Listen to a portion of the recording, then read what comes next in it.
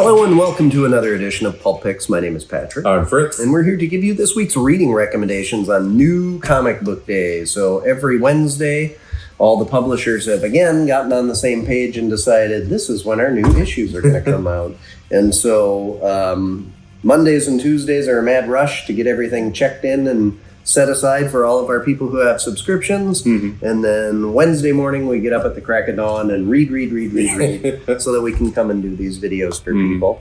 And sometimes we read stuff that's disturbing. And sometimes it kind of unintentionally ends up having a theme up here on our table. And the theme this morning is murder. Yeah. So going off of that, my pick this week, not really surprised to anyone who's been watching this for a while now, is the new issue of Beneath the Trees Where Nobody Sees. Yeah. Rite of Spring. A massively popular indie book. Oh, yeah. Completely self-contained. Mm-hmm. Creator driven. It's writer, artist, concept, everything. Yeah. So issue one of the series picked up a couple years after the original one, where the sister of one of the original victims from the book is spent all this time trying to find him, like not necessarily like thinking like, oh, he's like alive out there somewhere, just wants answers. Yes, needs to know. Any kind of answer will do.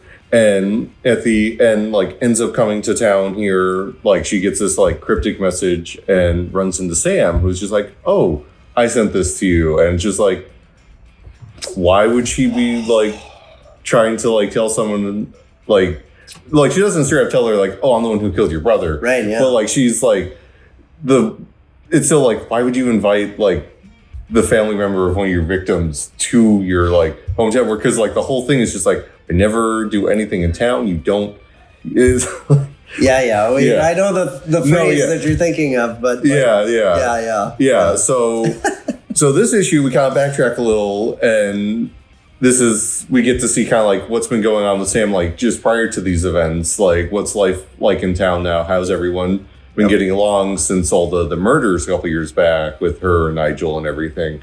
And it's this like interesting thing of just like everything seems to be more or less going okay. Like people are going about their lives, but like there's this like very clear like simmering tension underneath where like everyone's still like kind of on edge because you had a bunch of people in your town brutally murdered. Yes. And you thought it was one person and you think it's another person, but you don't actually, no one knows the actual truth of any of it. Yeah, one of the great things about Volume 1 was there's, a scene where somebody's at home by themselves and they think the murderer's in the house with them. And it was very tense for being a cute, cuddly, anthropomorphic animal book. Yeah, so like you've got characters like actually that same character is now like they're not quite like is it agoraphobic where you don't leave your house? Yes. That one is? Okay, yeah. So like they're not quite there yet, but like there's a couple times where other characters are like, hey, you can like come outside your house more often. Yes. Right? Like you don't need to just be like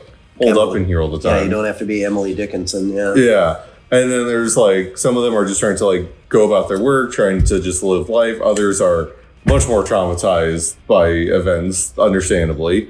And it's all even more messed up with like Sam trying to like doing her whole thing of just like, oh, I'm just like everyone's friend, like I get along with everyone, like at the same time knowing that like, oh, none of these people mean anything to her, like just doesn't like care about them at all. And we get to see her go about her like usual task, whether that be work, like her like working at the hardware store or finding another victim.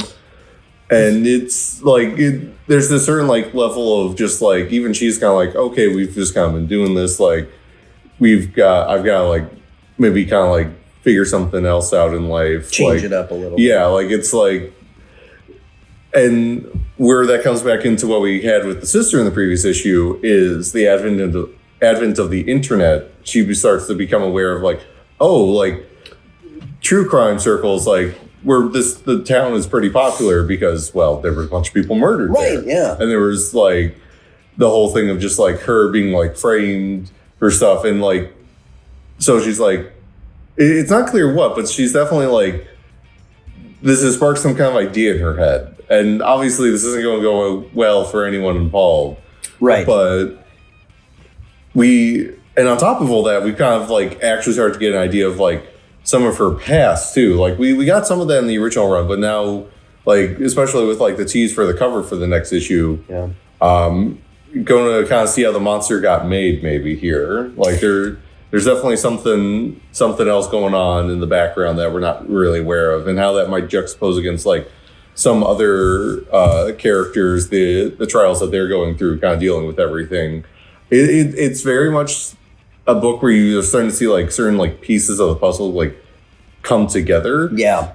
And you almost maybe don't want to see like what the full like thing's going to create at the end, because it's like you do, but you want to see it like this. Yeah, it's like when you see certain ones start to click together and be like, oh, I did, and it's just like, oh, I know what this is going to be now. Like there's this kind of like tension of, and that's what a lot of good horror does, I feel like, where it's just like you don't necessarily need to be surprised by something, just the fact that you know you're heading towards something that's going to like... It's that sense of foreboding sometimes what you're going for. Yeah. So no, this book, and again, like Patrick Horvath, like both doing writing and art on here, just absolutely kill. There's like a particular shot of like a character's like reaction to something bad happening to them. That's just like, oh, that's really sad. Like, and just not in the way you maybe expected it to be. Like it also just really love how this book deals with like, yes, there's anthropomorphic animals that are like the cast, but like there's also just like normal animals. Like there's there's a bear. Yeah, there's a normal bear that goes walking through the town. Yeah, there's like this reoccurring conversation of like, oh, with all this like construction for this new basically Walmart coming in that you can kind of see on the cover here. The real horror of the book. I am curious to see how that's going to like come back into this, but like there's this running theme just like, oh, all these wild animals are like wandering into town now because, well, they don't have anywhere to go. So like I'm curious where we're like, presumably that's going to like get tied in like thematically. It's not like super clear yet how, but like it's definitely like something's more going on there. Yeah. But so instead of listening to, was it Phil Collins in American Psycho? We could see a character listening to They Paved Paradise and flip a parking lot and smashing somebody's head in. One can dream. Right? Yeah. All right. Put out the vinyl version of this, like they did with what's the furthest place from here? Yep. Right? Well, to continue before we move on, I just want to say, when I heard that they were doing a second volume, I was worried because sometimes it's, especially when something seems to come out of left field, it's just kind of a bolt of lightning and it just takes off and people really enjoy it. Sometimes when you hear like, oh, hey, we're continuing it, and you just go, but can they recapture that magic? You know, that was really especially for if there's any horror fans watching this, like you're very familiar with like how, like think of all the sequels, how many people are going to say like, yeah, all those like Friday the 13th sequels were worth it. Like Jason Takes Manhattan is like, I still know what you did last summer. But yeah, the fact that they're like so far like really nailing doing like an actual follow up to this is impressive in its own right. Yes, like it's really good. Well, I think it goes to the bones of the story, right? Like exactly. It's got really good bones, and so we can in good character. Good is the wrong word. Interesting characters that we want to continue learning more about. Yeah, really, the only bad thing I have to say is like IDW, please change your logo. This logo is awful. This new logo is not great. I keep thinking, and to be fair, it works for this book, but I keep thinking like, oh, Investigation Discovery does comics now? Like what? Like, like I get it. It's bad. Yeah, it's IDW. The W is invisible. Yeah. All right. So speaking of invisible, I don't think we're going to beat that. Yeah, that was pretty good. That might be the best this year. I went with The Invisible Man, number 1, the continuation of the Universal Monsters being adapted into comic book form on Robert Kirkman's Skybound label at Image. This one is written by James Tynion. And so we were talking about, back it up a little bit. So Dracula came out a year ago? I feel like it was longer ago than that, but that might be right. Ago? Yeah. Spring of 24? Yeah, that sounds right, I think. Yeah. Because we had that, and we had Creature from the Black Lagoon. Creature from the Black Lagoon. Frankenstein's monster. And the Mummy. And the Mummy, yeah. The Mummy was the most recent one. Yeah. And now, the Wolfman's all that's left, is that right? I believe so, yeah. Yeah, I think so. Very interesting. I guess technically they could do Bride of Frankenstein. Oh, sure. Yeah. Mm-hmm. Well, how about, Wings of the Universal Monster? That kind of falls in there. Yeah. But this one, if you haven't seen, is based on the classic movie starring Claude Rains, before he's hanging out with Humphrey Bogart. And it's the story of a scientific breakthrough by somebody who probably wasn't real stable to begin with, but the impact of that, it's got a Jekyll and Hyde kind of element to that. But it stays more human and less monster. Like the monster was already there, kind of. He's just kind of like letting it out. Yeah. Like what would you do if nobody was watching? That's essentially it. Yeah. And so that's horrifying premise. Right, exactly. And that's kind of where it starts, because he's doing a lot of these scientific experiments in secret. So he's already trying to be kind of invisible. And there are all of those themes that run through here. And so for me, of the Universal Monsters movies, I think that The Invisible Man has probably the best acting in it. And it has the most complete story. Obviously, Dracula, Frankenstein, all of those were great concepts and everything, but I think just because of the supernatural elements of them, or the monster elements of them visually, there's more of a certain subtlety to this one, where it's like a lot of it actually comes down to more of these kind of interpersonal dramas in a lot of ways. And because it wasn't just makeup effects to really impress you, and Boris Karloff, his physical presence in Frankenstein and the Mummy really was very, very impressive, But this is one of the very first times that they're using special effects in a way that changed the way that we made visual stories, right? Like, it is bonkers. I can only imagine that people were screaming in the movie theater as the Invisible Man is unwrapping his bandages. And we watch it now and you go, oh yeah, I see kind of how they did that. But it was mind-boggling for the time. So to key in on the elements of the story that are that kind of underlying the flaws of humanity, and really focus on those aspects of the story from the original movie, I thought it was great. I really enjoy the movie. I was worried about the book, not because Tynion does a very good job, but a lot of, in fact, in the letter to the readers at the end of the book, kind of talks about when the idea was first pitched at a bar after a comic book convention, that IP, not my jam. Yeah. Don't think I want to do it. And then the thoughts started kind of rolling in and getting kind of excited about it and whatever. And turns out now, so I think, it's just a really worthwhile adaptation. Like, not everything needs to be converted to a different medium, like sometimes it just feels like a money grab. Oh, yeah. But other times you come across something that's been really great. And I've liked the Universal Monsters adaptations in general, but this was the one that they could have taken a big misstep for me because I like the movie. So I think a big thing they've done really well with these books is, yes, they've had very good writers on this, because Tynion's done a few, Ram V, they've had really good people on there, where I think what's really sold a lot of them for me is the art teams that they've had. I agree. The artists on this, Danny, I believe it's just Danny. It's just Danny. Yeah, it's a share. Yeah, one of those kind of deals. I'm super familiar with their work because they've done a couple years ago they were doing a bunch of stuff over at DC for some of their kind of more like side Batman books, like, and they are such like a perfect fit for this kind of so good story, just in terms of like how they play with like space and like not having like always like defined line work around certain objects. Like really, like when you've got something where the whole thing is just like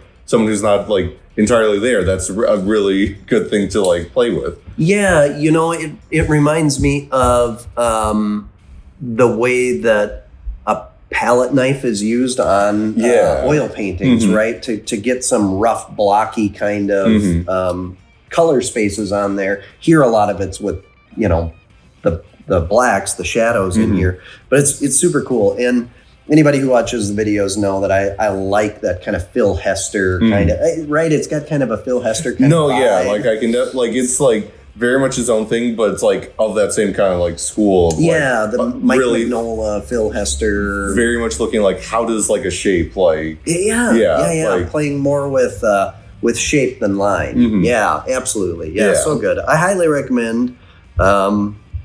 Actually, this would be a really good book if you've never seen the movie too. And I think that would probably be a good experience to go from the book to the movie as well. And I think you'd be pleased either way. So, all right. So murder, you know, I mean, I guess it's not really a spoiler alert. The movie's been around for 100 years. Oh, I don't think pretty quite close. The 1930s. Oh, yeah, get in there, I guess. Yeah.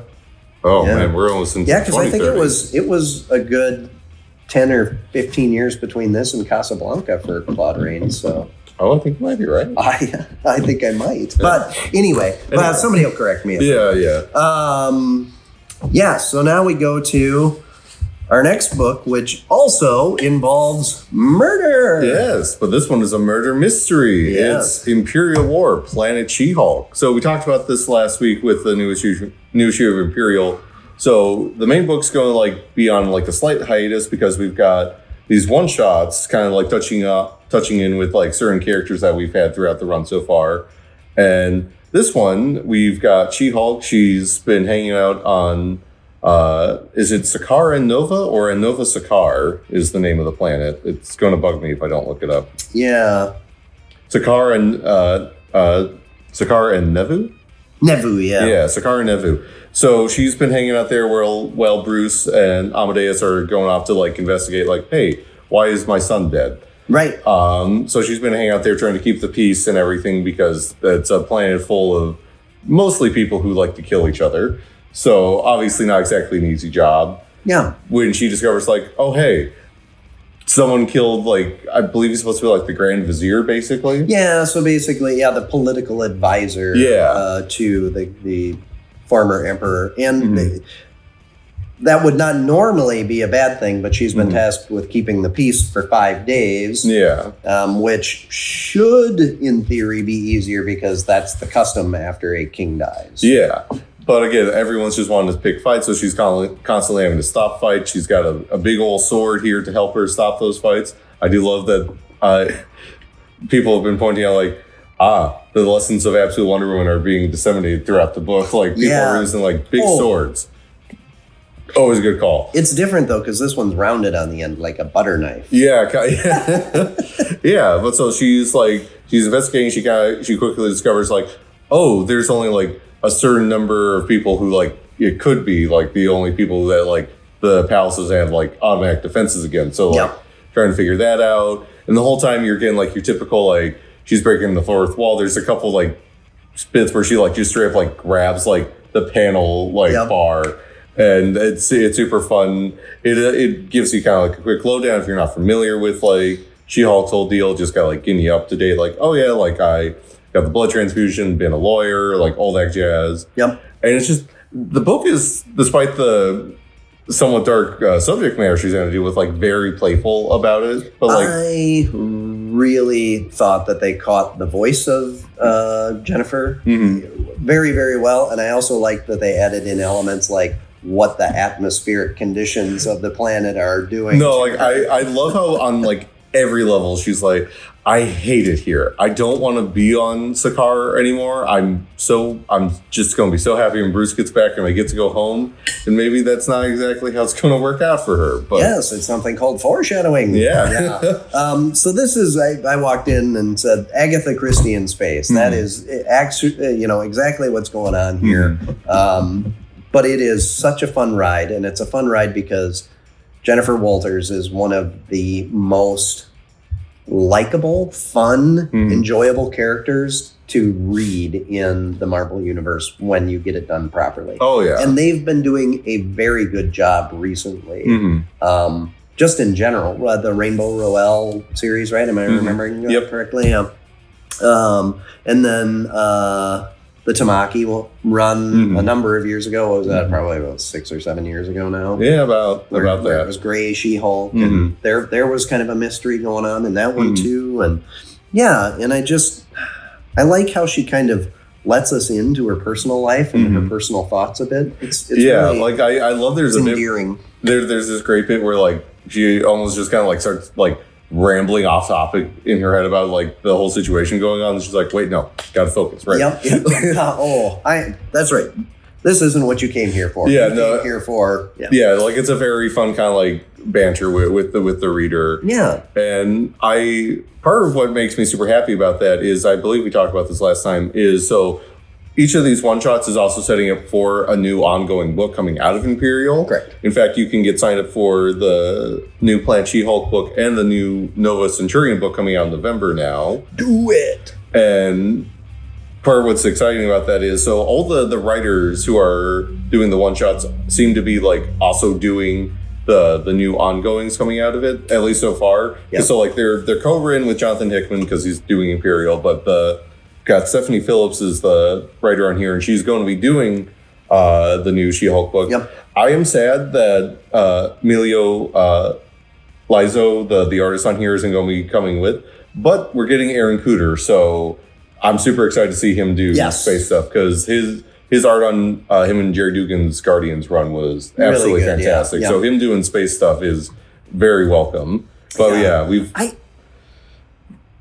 should I be surprised that, because Stephanie Phillips hasn't done She-Hulk before? I don't think so, because she seems like such a good fit. Yeah, she's done a bunch of creator-owned stuff. Grimm, I think, is the most prominent work on that front, but she has done a fair amount of other Marvel work. Like she's been doing a lot of the Spider-Gwen stuff the last couple of years. Yep. So she's got a lot under her belt there. But I think this is the first time she's done anything with She-Hulk. Well, I'm excited. Yeah, and she's a really good match there. And speaking of Imperial books, we want to give a shout out because there was another one that came out this week, Imperial War Black Panther, and similarly, it's kind of dealing with him like the intergalactic empire of Wakanda has been framed for a bunch of these murders going on. Yep. So T'Challa is dealing with a couple Angry Hulks coming at him, and he's like, I don't know why you're mad at me. I'm going to try and figure this out. And so, he's like trying to figure everything out. He's dealing with all these other empires attacking him. And there's definitely, both books are very much like seeding like threads that are going to be big in their like upcoming books for sure. Especially with T'Challa being like, hey, so I'm going to have to like get some payback at some point, right? Like, yeah. And speaking of writers getting the voices here, Victor Lavelle is the co-writer on here. And he does such a good job of having T'Challa be like both like very much get that like he's a leader, he's a hero, he's someone who like commands respect, and when he says something threatening, he's going to follow up on it. Yep. But also like someone who clearly enjoys like the line of work he's in. Like he enjoys like getting to like have a fight and get to like show off how smart he is. Like this is someone who like knows he's that good. Yes. And like I really liked that element of this book. It made him so much more relatable and likable. Because like I do enjoy Panther when he's like when he can kind of be like severe and reserved. Cause like it does help you get that point across of like, oh yeah, this is like a man who like leads people and is like chosen by a god to represent. But like there's also I like when we get these kind of more human elements of just like, no, man, I've been doing this for a while. Like, I know what I'm doing. Like, I'm good at this. Yes. Like, I enjoy that kind of like that confidence to him as a person. Like, he's like, I might like even if I don't always know like the best thing to do in a situation, like I know whatever I try is going to probably like be a good thing to try. Yeah. Because it's both books are an indication this new space line that they're setting up is going to be really good. Yeah, I'm very excited for it. I'm glad that Jonathan Hickman is, helming the launch of all of this. And it's been too long. We've been way too long without, a strong presence in the Marvel space wing. Yeah. When did Guardians end? 2 years ago? Roughly thereabouts, I think, at this point. Yeah, it's been a while, and it's been surprising that it took them this long to like start doing more with it. But the way I feel like it's been worth it because again, everything they've been doing so far has been really good. Yes, and it also allowed them to kind of shift around the players on the board. Yeah, to get an interesting story without having to worry about this just happened 3 months ago or whatever. Yeah. All right. Well, what was close to making it up here for you? It was a big release. No, very big. Funny enough, another book that involves a surprising amount of violence and murder. Very almost picked the new Mortal Thor, the new Thor book that coming off of Immortal Thor a couple months ago, where we've got Thor. He's been rendered amnesiac mortal that like does all he really knows is that like I'm good with a hammer and Scandinavian. Yeah, and he still like has this like very like internal like sense of like right and wrong. Like there's like this moment where it's just like, oh, this is like an easy job, you could make some money, and he's just like, no. Yeah. Like this would be hurting someone. Why would I do that? Yep. And like the person looking at him is just like, what are you talking about? What does it matter if it hurts someone? Yeah. And like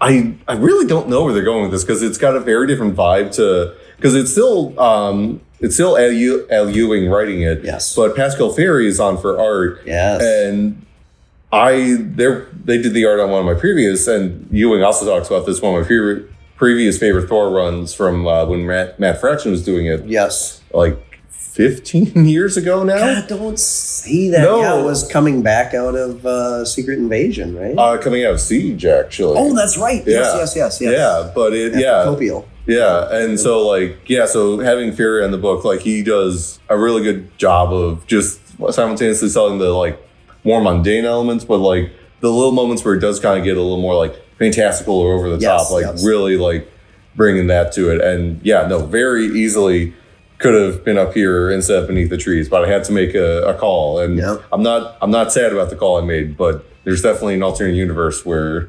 something else happened. But no, that was great. The Absolute books were great this week. I'm sad that Absolute Martian Manager is going to be on hiatus for a little bit, just so they can make sure they don't have to like slip in a fill-in artist. But God, that book has been fantastic. Same thing with Absolute Wonder Woman. So good. The Absolute books and the Ultimate books could be up here pretty much every week. Oh yeah, we're trying really hard to avoid them at this point. Yeah. No. Speaking of which, though, I know you really Ultimate Spider-Man, so good.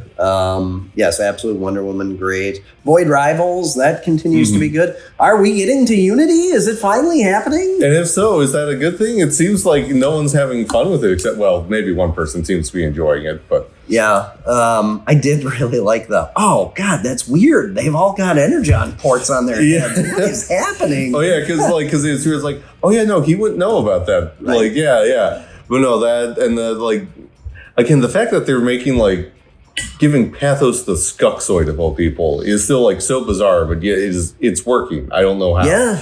But, the Pythona stuff is really good. And, I'm really enjoying it. There's so much good stuff out there, whether you're looking for something that's got kind of a nostalgia flair or you like kind of classic superhero stuff. Or if you want to see anthropomorphic animal people get chopped up. Yeah. Really see it. Yeah. Or you like classic horror tales or murder mysteries or any of that kind of stuff. There's definitely something for everybody out there. Really something for, there's a Gatchaman comic on the wall here.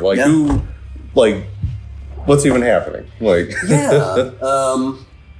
there's new Red Sonja this week. We did get more copies of Superman, the Kryptonite Spectrum, because that sold out real quick, real fast. I was like, oh, I've made a terrible mistake here. So sometimes we're able to correct those things. So, all right. Well, like we said earlier, every Wednesday, new comic books that get put on the shelves at your local comic shop. So be sure to get into your local comic shop and check them out for yourself. We do have something else new this week.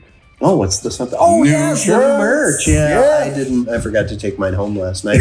Yeah, we've got 2 different color shirts. We've got kind of our like antique navy or aqua navy or somewhere in there. And then we've also got a charcoal color, and we've got trucker hats that are actually embroidered. Not just silk screened on there. Yeah, so they're legit hats. Yeah, like nice and texture. It's like it will last forever. It did really throw me off yesterday with Ryan wearing his hat, because like I'm so used to him wearing his other hat that it's just like, oh, this is weird. It has been but him wearing the previous hat that he was wearing all the time when he started here a year and a half ago, he had a ball cap on and a lot, and so that's what kind of got me thinking, like, I should really do a better job of finding something that's going to fit for us in that area. So, pick up your comics and your merch. I'm a little afraid that I might have under-ordered on it. Well, we'll find out. Yeah, we'll find out. But we can always order more. But hurry in to get yours before they sell out, because it takes a couple weeks for us to get them back. And we do plan on having sweatshirts in at some point. We're not quite there weather-wise yet for it. Yeah, I'm hoping within a month that we'll have sweatshirts as well. So get in and check that out. In the we come back every Wednesday for new Pulp Picks, so we'll be back next week. But in between now and next week, be sure to like, follow, subscribe, comment, share, get into your local comic shop and pick up some comic books for yourself. And next week, new video. Until then, enjoy the reading.